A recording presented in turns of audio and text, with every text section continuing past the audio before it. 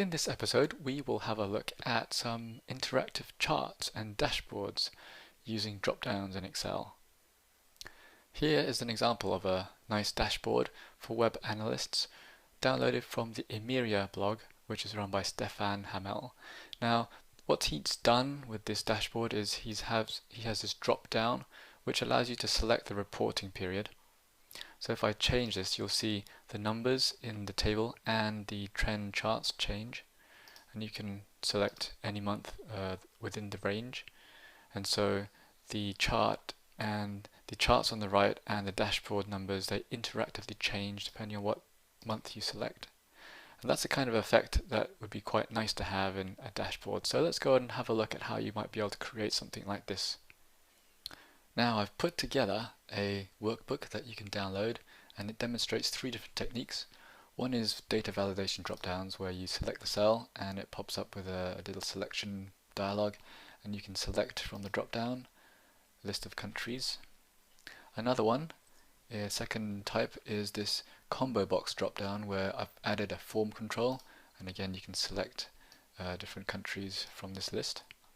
And the third technique I've got is a form control which is linked to a picture. So if I change the country, you can see that the flag changes. So there's an image lookup using named ranges and some offset formulas. And to do all this, I've defined 9 different named ranges. And when you download the workbook, you can play through this and have a look. So let me quickly give you a rundown of where I got the source data for this workbook.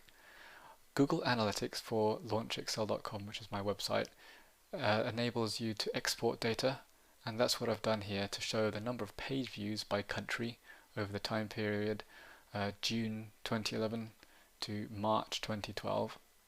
So basically, if I scroll down, you'll see a whole list of page views by month, by country, with the total for all countries at the bottom. And you'll see that I really started seriously blogging in October, which you can see from this chart.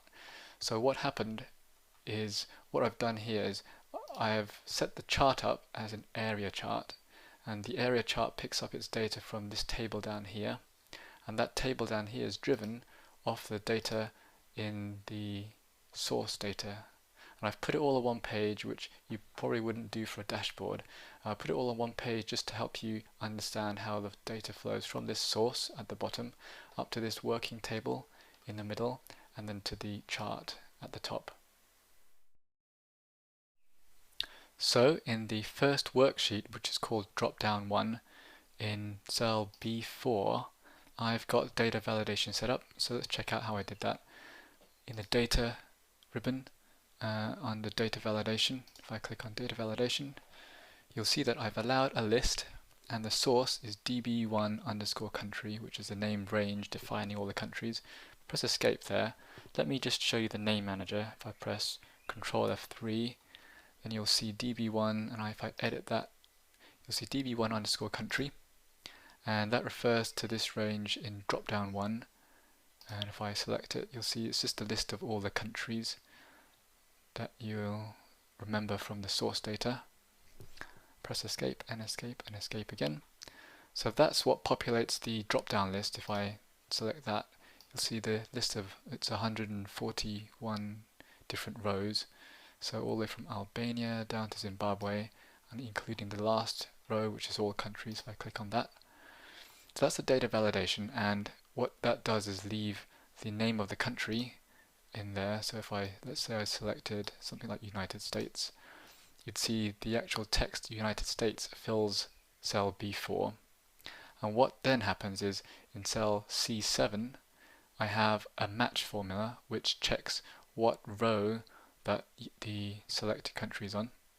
So it matches B4, which is United States, with db1_country, which is the named range defining the list of countries, and it returns an exact match.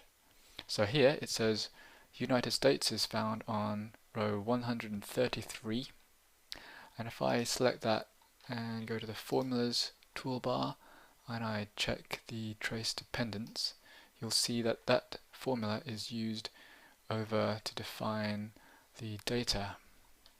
So if I remove the arrows and come back down here, so just checking out that formula, what that does is basically pick up the row number 133 in the database of page views, which is down here, and it returns the number for the first column. And this cell here, D10, does the same thing. It looks up the page view database down here, and it checks out row 133, and then it returns the second column. And what I've done is I've defined the column numbers in row 8. So if I just trace the dependents, you'll see column number 1 is used in cell C10, column number 2 in D10, column number 3 in E10, and so on. And so each of the formulas along row 10 basically picks up the right column. And then, of course, that drives the chart, which means if I change this to another country, let's try United Kingdom, you'll see the data down here in this table, the lookup table updates, and hence the chart also automatically updates. And let's return it to, say, the total, all countries, and then you'll see the chart for all countries is right there. And now let's check out the second worksheet, which is called Drop Down 2. This is identical to Drop Down 1, so the same data, the same formulas in the lookup table as well down here, and the same chart which looks up the same lookup table, but the way I've done the drop down is different. So if you click on the drop down arrow, you'll see there are actually more rows, and if I escape and click on another cell, you'll see that the drop down arrow remains, whereas with the previous worksheet it only showed the drop down arrow when I clicked on cell B4. So how did I do this one? This one is actually a combo box form control, and to get there you need to go to the developer tab and insert a form control. So this one here is the combo box control, and once you insert it, there's a nice way to resize it. What I've done is I've fitted it inside column B on row 4, and the way to do that is if you hold down the Alt key as you drag the resizing handles, it snaps to the cell borders.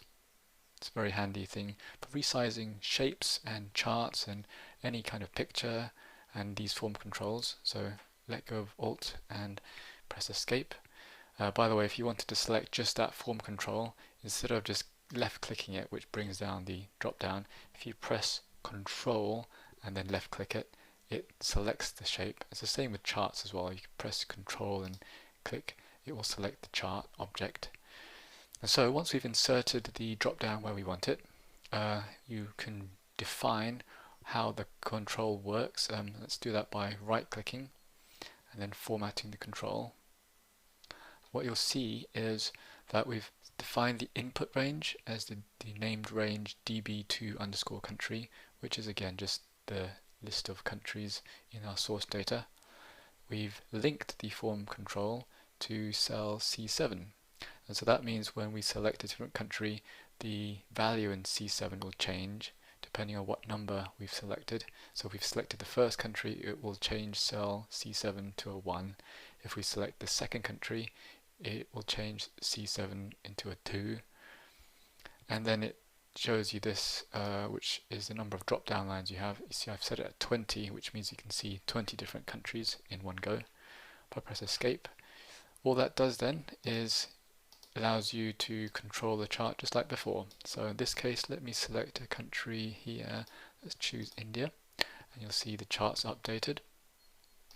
And let's choose another country. Let's choose Italy. You see again charts immediately updated. So all the same things as before, and I'll return us to all countries now. So the data source is identical. The chart is again an area chart, and the only difference is how I've defined the drop down with the combo box. Now, quick note, if you haven't got the developer tab, and this is Excel 2010, and you want to see the developer tab, all you need to do is right click somewhere on the name there and customize the ribbon. And once you go customize the ribbon, you can select whether or not to show the developer tab. So if I click it and say OK, you'll see now that there's a developer tab. If I customize the ribbon and I take that check away, I click OK. See the developer ribbon has disappeared. Alright, now onto the third worksheet, which is called Top 20. To get the data for this, I basically use a pivot table to analyze the data in the previous data source and pulled out the top 20 countries by page views. And you see them listed on this tab. So I've listed them in alphabetical order because that's the way I want the drop down to work. And if you come over here to the drop down, the first point to note is the drop down and the picture appear next to the data. In a real dashboard, you probably wouldn't want to show the data on the same page as the drop down. So this is only arranged like this so you can see clearly what ranges I've used. But of course, if you do a more professional looking dashboard, you'd want to probably separate the image from the data source. So what happens here is if I go down to the drop down, you'll see again a list of countries, and this time it's the list of top 20 countries. And what I've done here, just like before, I've used a combo box form control, and I've resized it to fit just under the picture. And you'll see what happens is if I change the country to say United States, you'll see the flag pop up. Do the same UK and so on. Try changing those, and you'll see that it brings up an image. And the question is, how do I bring up an image instead of changing the chart? Because there isn't a chart here, that's actually an image. See, this is called picture 55. Well, the clue is if you look up in here, the formula bar, it shows equals img flag. You might wonder what's img flag, and I'll show you. If I bring up the name manager with Control F3, you'll see there's a range defined here which is called img flag. If I edit it, you'll see more clearly img flag for image flag. It refers to this formula, and what I've done is with this formula I have actually created a lookup to look up the correct flag based on the selection in the drop down. So let's just check this, come back out again. If I right click on the drop down and format the control, you'll see that the input range is this named range top 20 country, which is just a list of countries. The cell link is A3, and that's where the magic happens. So if I go and look at what A3 says, if I use the keyboard to look behind this picture in A3, there's a number which is 21. What happens if I change this? So you see that if I change it to the US, the number in A3 actually changes to 20. Let's try this again. Let's go right to the top this time, change it to Australia, and you'll see the number in the formula bar is 1. So that means that the cell contents of A3 is linked to my selection. If I select the first item, it puts a 1 there. If I select the second item, it puts a 2, and so on, all the way down to the 21st item, which is grand total. And so what that is used for is to drive the lookup formula. And if I pop back to the name manager with Control F3 and I look back in image flag, you'll see the formula is an offset formula. Right, let me break that down for you. So the offset formula I've used in the name range img flag actually says offset, and if I click in here, it will allow me to show you the reference, which is the starting point, which happens to be 02, and then the offset number of rows, which is what we saw in A3, and then the offset number of columns, which is 0. So basically, if the number in A3 is 1, it moves 1 row down, which chooses the Australia flag. If the number in A3 is 2, it moves 2 rows down, which is the Canadian flag, and so on, all the way down. So the number in A3 determines how many rows down to offset, and we are not offsetting by any columns, and we just want a height and width of 1. So that offset formula, because I've entered it in the picture here, actually creates a dynamic picture. It's linked to whatever's in the formula. So if it returns, say, the cell 03, the formula returns the cell 03, then the picture is linked to whatever is in cell 03. And if it returns cell 04, then the picture is again linked to whatever is in cell 04. So let's try that. If I change this to Australia, the formula the formula evaluates to the range 03, and it picks up the Australian flag. and if I change this to number 2, the formula, the offset formula, evaluates to 04 and it picks up the Canadian flag. So that's how the offset formula works. You could actually use an index formula instead, and I've defined a named range which is top 20 flag. I'll show you the index formula which you could use, and this index formula uses the array in top 20 flag, which basically lists all these cells with the flag images on them, and the offset here, the row number, that's specified by A3, and then we've got a column number which is just the first column. So that returns, again, very similar to the offset but using a different construct. Now let me show you how I actually inserted the images and arranged them like this. So let me just click over here, P3.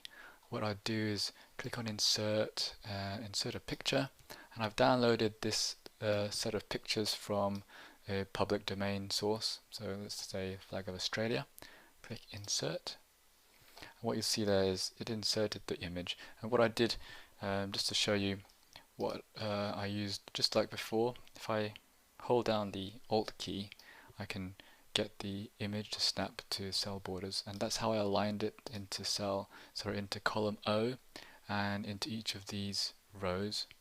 So I did that for every single flag, and then I copied one of those images over to A3 and then changed the formula by going to the formula bar to be equal to image flag, img flag, and that's how I set up the image lookup. Well, I hope that was fun and informative, and I look forward to seeing your cool dashboards, and yep, we'll see you soon. Bye.